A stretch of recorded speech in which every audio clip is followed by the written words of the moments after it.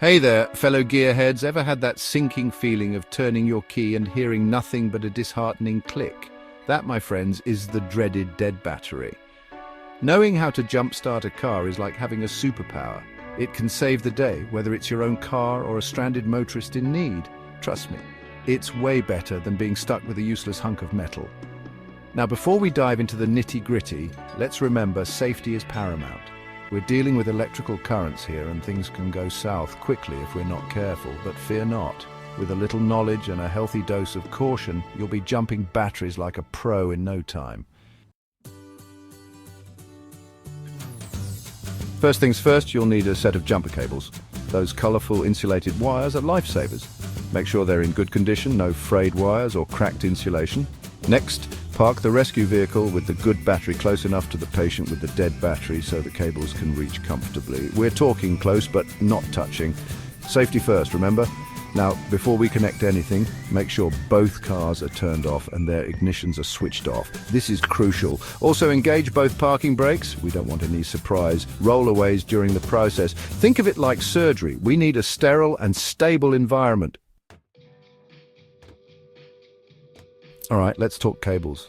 You'll notice they have two clamps, one red, one black. Remember this, red is for positive, black is for negative. Always connect the positive first. Take the red clamp and attach it securely to the positive terminal of the dead battery. It's usually marked with a plus sign and might even have a red cover. Now take the other end of the red cable and connect it to the positive terminal of the good battery.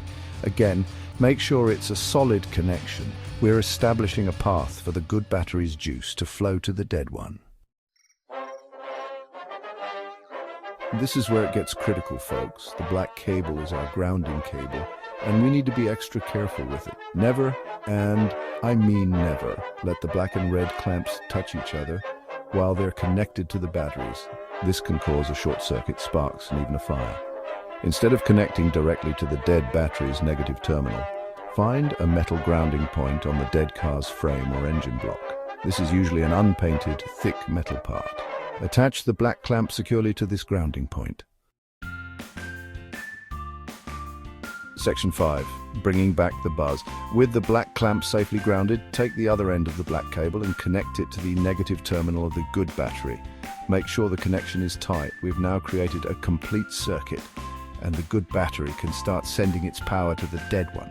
It's a good idea to let the good battery charge the dead one for a few minutes before attempting to start the dead car. This gives the dead battery a little boost and makes starting easier on both vehicles.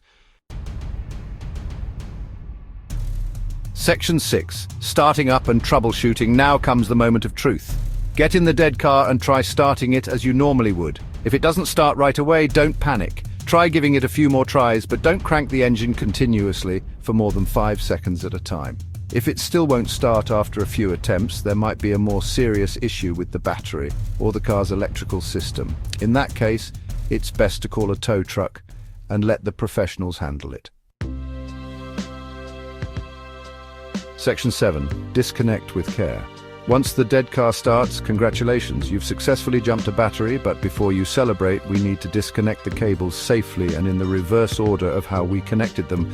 Start by removing the black clamp from the good battery's negative terminal, then remove the black clamp from the grounding point on the dead car. Next, disconnect the red clamp from the positive terminal of the good battery. And finally, remove the red clamp from the positive terminal of the now revived battery. Section 8. Recharging for the road.